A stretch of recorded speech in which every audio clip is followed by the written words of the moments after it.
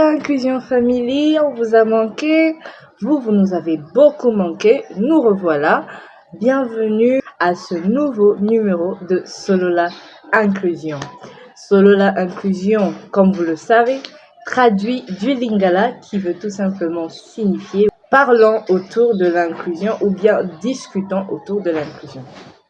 Ce concept a pour objectif de pouvoir porter la voix des personnes en situation de handicap, mais aussi être une solution pour la société afin de favoriser et d'accompagner l'inclusion sociale des personnes en situation de handicap, évidemment.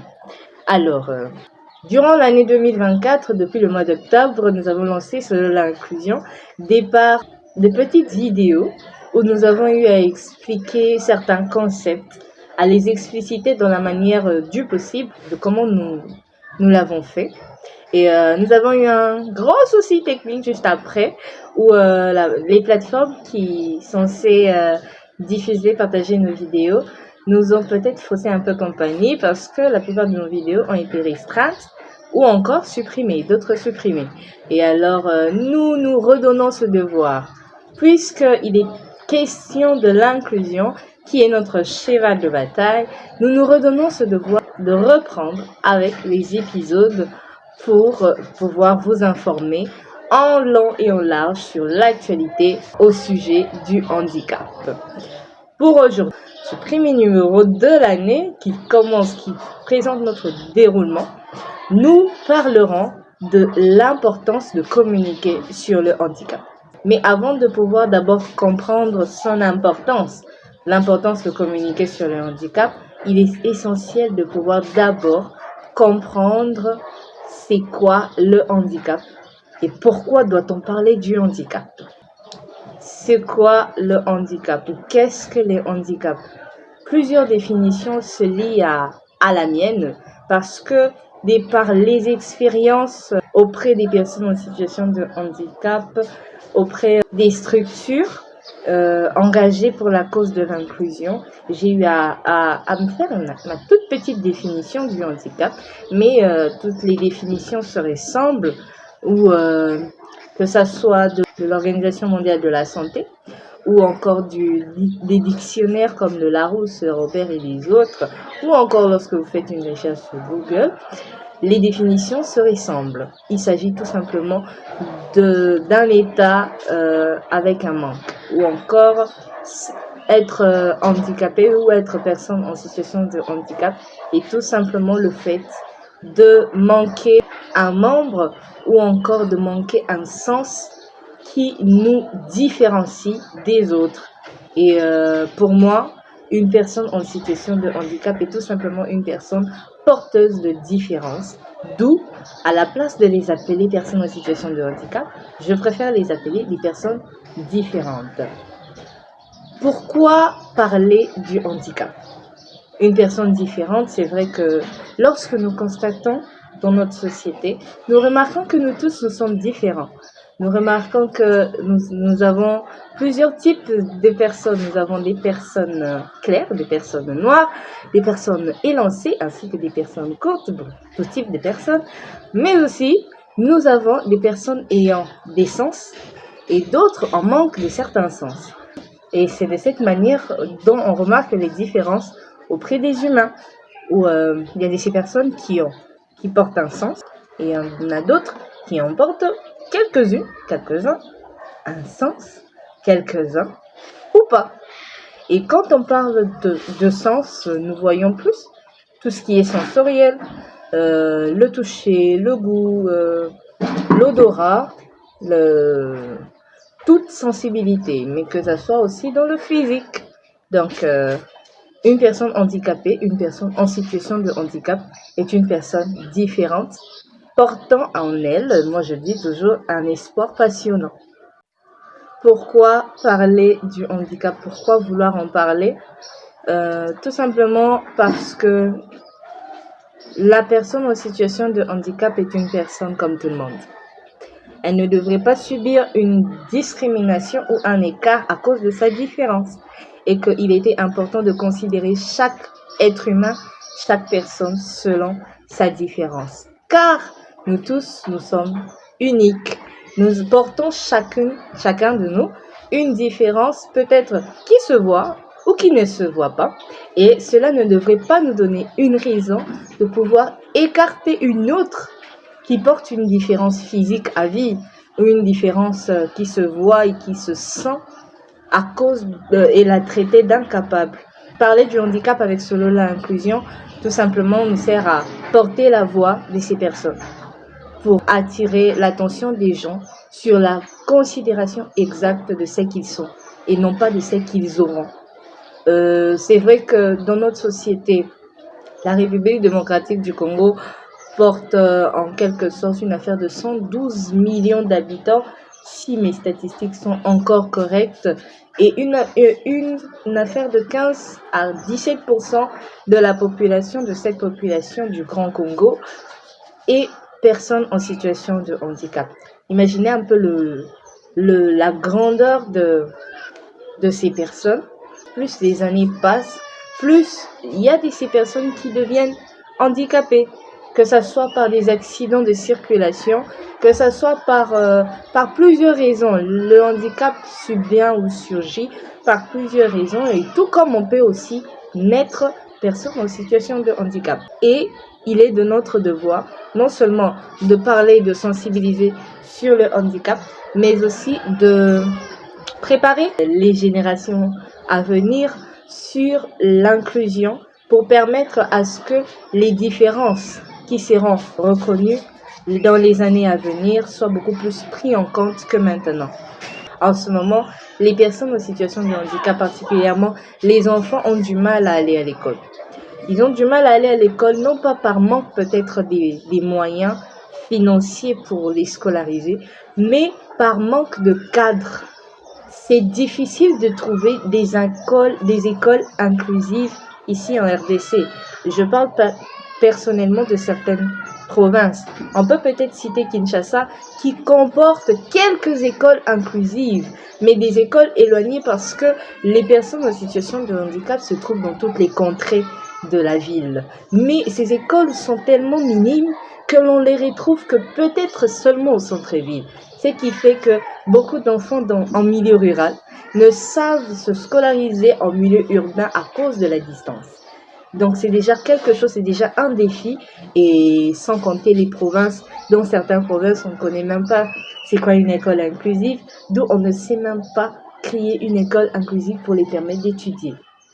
Et là c'est un problème parce que ces enfants grandissent et lorsqu'ils deviennent jeunes, n'ayant aucune base scolaire, vous connaissez déjà ce que ça engendre comme problème, où ils deviennent des problèmes pour la société. Alors que si le problème lié à l'éducation et à la prise en charge est traité dès le début, ça permettrait à ce que les jeunes ou encore les adultes en devenir puissent se positionner pour ne pas être un problème pour la société après.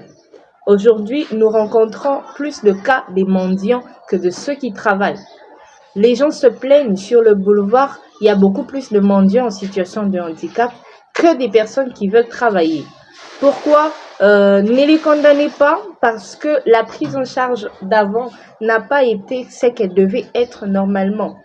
Beaucoup de ceux qui fréquentent les écoles ou encore de ceux qui fréquentent les universités ont eu cette chance de pouvoir avoir des personnes qui pourraient les aider à les scolariser ou bien les accompagner. Ce qui n'est pas le cas pour beaucoup. Ces personnes qui ont cette chance, c'est une firme de la population, contrairement à l'immensité des personnes qu'il y a dans notre société. Ce qui fait à ce que plus les années avancent, plus nous constatons que les personnes en situation de handicap deviennent une charge, alors qu'ils ne devraient pas l'être.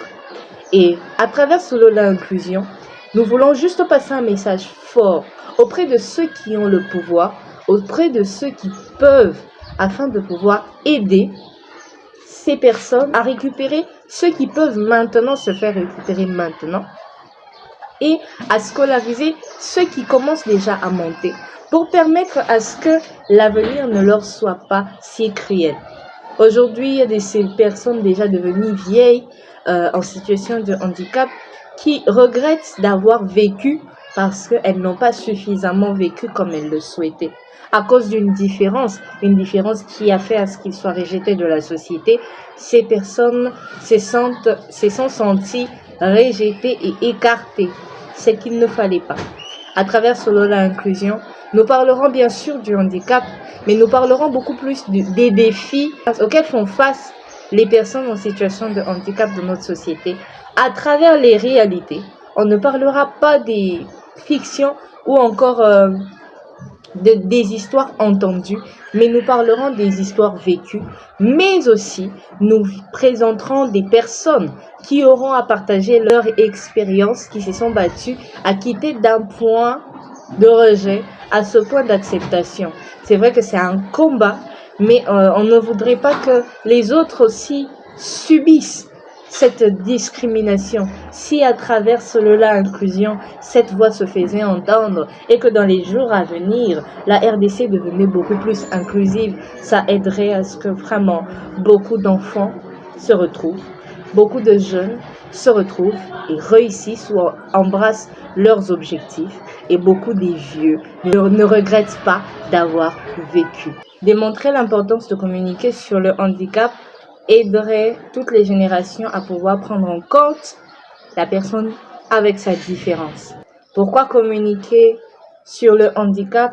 C'est pour faire vivre l'inclusion sociale dans notre société. Pourquoi communiquer sur le handicap? C'est pour changer la perception et lutter contre tous les stéréotypes.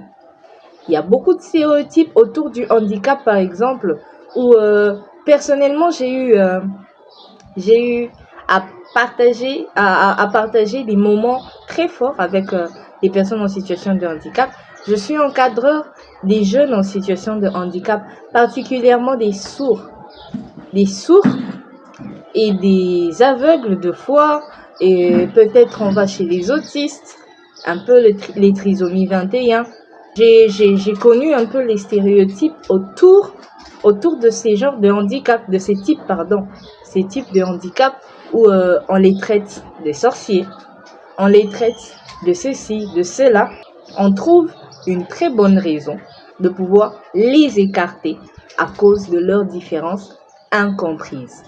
C'est vrai qu'il existe plusieurs catégories du handicap, mais aussi que c'est important de communiquer sur le handicap pour faire comprendre chaque type du handicap. Car le handicap physique est différent du handicap sensoriel.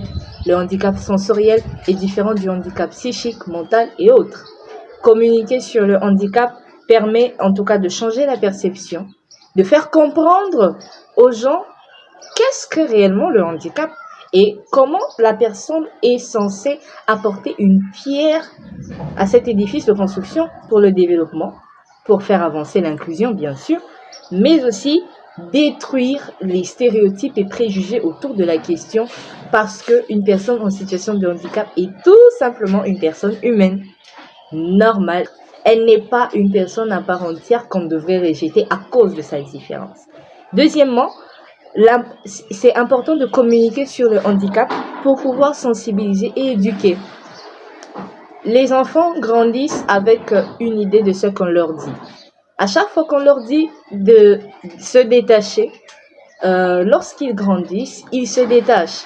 Lorsqu'on leur dit de s'unir ou d'aimer, lorsqu'ils grandissent, ils aiment et ils s'unissent sans problème. Et plus on sensibilise, plus on essaye de rééduquer la compréhension du handicap déjà auprès des enfants, ça leur permettra à ce que lorsqu'ils deviendront adultes, qu'ils ne voient plus la différence d'avoir une différence physique ou encore sensorielle et autres. En grandissant, ils se disent qu'on est tous pareils, on est tous égaux, mais nous portons tous une différence et qu'il est de mon devoir, de la même manière dont il est le devoir de l'autre de m'accepter tel que je suis. Mais il est aussi de mon devoir d'accepter l'autre avec sa différence, mais aussi de l'aider, puisque moi je me sens peut-être capable de tout faire et que ce n'est pas le cas pour l'autre. Il est de mon devoir de l'aider à être capable de pouvoir faire X ou Y chose pour l'aider à réussir son idéal, ce dont pourquoi il est venu. C'est vrai que nous tous, il est en ce moment demandé à ce que nous nous unissions pour bâtir un pays plus beau qu'avant dans la paix. Quand on voit le mot bâtir, il est question à ce que chacun apporte une pierre à cet édifice de construction qui est la RDC pour mieux la construire. Et cette pierre, elle peut être intellectuelle, elle peut être financière, elle peut porter des innovations. Il est aussi demandé à ce que les personnes en situation de handicap apportent une pierre parce qu'il est question aussi de leur pays. Les personnes en situation de handicap en RDC, ce sont des Congolais comme tout le monde. Ils ne sont pas des étrangers. Alors, point besoin de pouvoir les traiter comme des étrangers à cause de leurs différences. Plutôt les aimer, apprendre à mieux connaître leurs différences pour pouvoir comprendre comment les accompagner. D'où l'importance de présenter les connaissances autour de cette question, dans la sensibilisation, dans la rééducation et tout. Troisièmement, promouvoir l'égalité de chances et de droits. Les personnes en situation de handicap vivent une discrimination très accrue, triplement, doublement discriminés en fonction de leurs différences, que la plupart de ceux qui se retrouvent, ce sont ceux qui portent une différence physique pas très avancée. Et là, je vois des personnes peut-être avec des béquilles qui ont très facilement cette facilité de pouvoir s'inclure dans la société, différemment des personnes qui portent double handicap. Par exemple, un sourd aveugle ou un sourd sur chaise roulante et perd plusieurs pourcents de chances d'être inclus dans la société, contrairement à une personne tout simplement en chaise roulante. À travers Solola Inclusion, vous connaîtrez les types du handicap, les différentes familles du handicap, ainsi que la compréhension de chacune de ces familles, pour pouvoir savoir quelle opportunité revient à ce type ou cette catégorie du handicap pour pouvoir faire développer un idéal ou changer les choses. Promouvoir le droit, tout simplement rassurer, faire connaître combien les droits humains devraient être respectés, mais aussi le droit des personnes en situation de handicap. Et il est important de communiquer sur le handicap afin de faire connaître l'importance de l'inclusion sociale. Le vivre ensemble ne devait pas tout simplement être entre tribus. Le vivre ensemble ne devait pas tout simplement être entre voisins de même parcelle ou de même maison, ou encore de même personne, de même famille, mais aussi des personnes différentes, de celles qui portent une différence et de celles qui n'en ont pas. Donc, quand on parle de la favorisation, comment favoriser l'inclusion, on voit aussi l'adaptation des infrastructures. Aujourd'hui, c'est vrai que nous constatons des avancées pour les personnes en situation de handicap dans certains immeubles de la ville où on essaye de mettre des trappes pour les personnes en chaise roulante ou encore certaines trappes pour les personnes avec béquilles ou bien à mobilité assez réduite pour pouvoir monter les escaliers. On met des ascenseurs, on essaie un peu d'adapter certaines choses pour permettre à ce que la personne en situation de handicap se retrouve. C'est bien, mais ce n'est pas suffisant parce que vous pouvez peut-être mettre à leur disposition des cadres, mais tant que vous ne les voulez pas, ça ne servira à rien. Alors, favoriser l'inclusion, c'est d'abord commencer par les accepter eux-mêmes avec leurs différences, parce que eux, ils nous acceptent. Hein. Je le dis par connaissance, par expérience. Ça va faire bientôt 9 ans que je suis activiste, défenseur des droits des personnes en situation de handicap, mais aussi encadreur des jeunes sourds et aveugles et tout. J'ai eu à les côtoyer, à passer beaucoup de temps avec eux. Et ils portent un fort amour, un grand amour pour nous. Parce que eux, ils disent que nous sommes des personnes différentes. parce qu'on ne porte pas leurs particularités et ils sont disposés à pouvoir nous accepter parce que moi, je ne porte aucun handicap selon les définitions du handicap de l'OMS et autres. Je ne porte aucune différence peut-être qui puisse se faire voir, qui puisse me faire distinguer de la société. Mais j'ai facilement été inclus dans leur monde des personnes, des jeunes en situation de handicap, d'où j'ai eu à participer à une grande partie de leurs activités avec eux. Et bien sûr, ils ont aussi participé à mes activités, d'où ils ont senti ce côté amour du prochain, ce côté amour sans barrière, sans barrière où on sait distinguer les différences et tout. Non. Ce qui fait même à ce que lorsque je me présente avec les personnes sourdes, j'oublie que j'entends, je parle en langue des signes. J'évite de parler parce que moi aussi je veux me confondre dans la masse, non pas pour me moquer, mais pour essayer aussi de passer un message fort. Et quand il arrive à ce que on commence à se moquer des personnes sourdes, c'est là que je prends la parole et je me mets à les défendre gentiment, bien sûr, tout en sensibilisant la personne sur le cas des différences sensorielles. Donc, favoriser l'inclusion, c'est d'abord aider, les aimer, les accepter tels qu'ils sont et aussi ouvrir certaines accessibilités pour les permettre de pouvoir mieux s'adapter à notre vie, à notre quotidien. Et aussi, l'importance de communiquer sur le handicap, c'est tout simplement pour renforcer la voix des personnes en situation de handicap telles que Solola l'inclusion le fait. Solola l'inclusion renforce les voix qui crient à l'inclusion des personnes en situation de handicap pour communiquer, pour informer qu'ils existent et pour demander à ce qu'on les accepte exactement de la même manière dont ils nous acceptent. Donc voilà. Communiquer, l'importance de communiquer sur le handicap se résume un peu dans tout ce que je venais de dire. Et pourquoi il est important de communiquer sur le handicap? En tout cas, cela permet à ce que nous ayons une société beaucoup plus évolutive, développée avec les différences. Les personnes en situation de handicap portent des talents très riches qu'ils aimeraient exploiter, qu'il faudrait aussi mettre à disposition de tous. Ce ne sont pas des personnes incapables comme certains les comprennent. Ce sont des personnes, tout simplement des personnes différentes, très capables de faire. Il suffit tout simplement d'adapter le cadre à leurs différences et ils vont exploser. À travers ce numéro, nous avons essayé de présenter un tableau. C'est vrai qu'il a été assez sombre parce que, par les défis auxquels font face ces personnes en situation de handicap, vous avez vu que la réalité est très différente de ce qu'on a toujours entendu, que ce soit pour les enfants en situation de handicap, que ce soit pour les jeunes, mais aussi pour les adultes. Donc vous avez compris les défis liés à l'éducation, liés à l'insertion professionnelle, liés aux formations,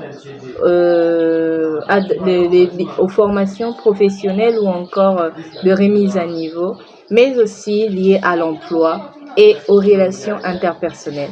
D'où les personnes en situation de handicap ont du mal à se faire des amis à cause de leurs différences. D'où ce stéréotype devrait quitter le chef de tout le monde, le chef de nous tous, pour pouvoir comprendre combien il est important d'aimer une personne au-delà de sa différence. On dit que aimer va bien au-delà des sentiments. Aimer est un choix. Choisir d'aimer une personne, c'est accepter sa différence, accepter ses imperfections et aimer, ou soit l'aider à pouvoir évoluer, s'améliorer ou encore s'adapter à bien beaucoup de choses. Et là, pendant que l'on parlait de l'importance en situation de handicap, une idée m'était venue en tête. Et là, je me disais, pour notre société, nous avons une devise, cette devise qui est paix, justice, travail. J'espère que j'ai bien classé. Justice, paix, travail, je crois. Et moi, je me disais, je réfléchissais, et je me dis de réfléchir à haute voix, bien sûr. Si on rajoutait inclusion dans la devise du pays, je crois que cela aussi changerait beaucoup de choses. Peut-être ça rajouterait encore de la force sur la sensibilisation du handicap, mais aussi ça interpellerait sur beaucoup de domaines, au niveau de la justice, au niveau de la paix, au niveau du social, au niveau de tout en quelque sorte.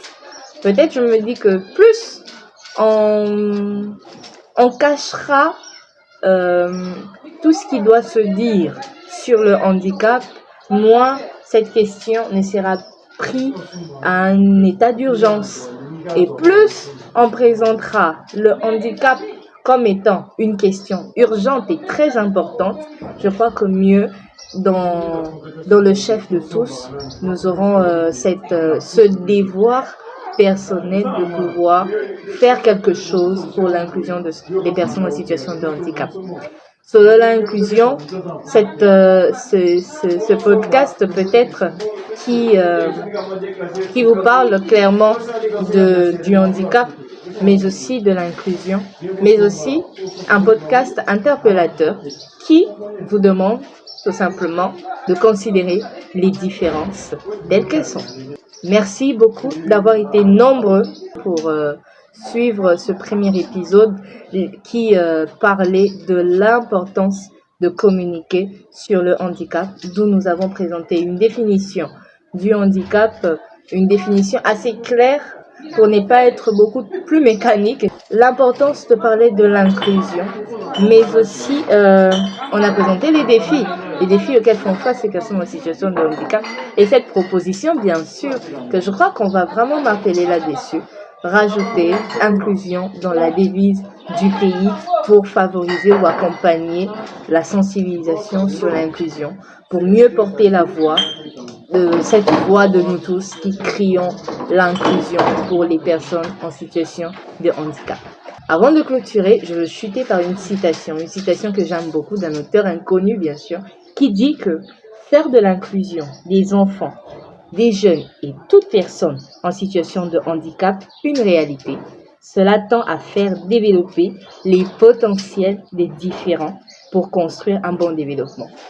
Donc, si pour demain, notre société devient 100% inclusive, cela permettra à ce que beaucoup de personnes en situation de handicap développent leur potentiel pour pouvoir être une réponse favorable pour le développement de notre pays. C'était Erichine Bayo pour Solola Inclusion. Merci.